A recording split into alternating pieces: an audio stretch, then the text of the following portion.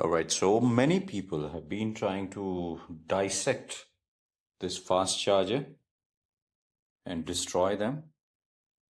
But I'm just telling for their benefit, this is what you need. You just need to remove the charger from inside the shell. You don't need to cut the shell and destroy your boot space, boot, and the charger. You just need to remove it from the shell. This is how it is. This is the charger.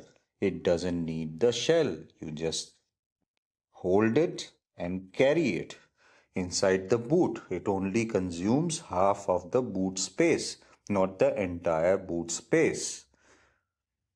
Okay? So you just need to remove from the jointer here. There is a junction box here. You just need to remove this portion, unscrew the 4 screws, remove this portion and detach the gun, and you need to remove the bottom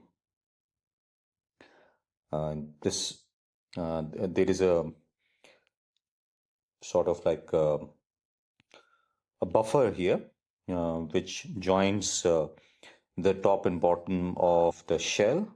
So you just need to remove the buffer and then join this cable, and from this particular unit you just need to remove the 3 wires from this Havel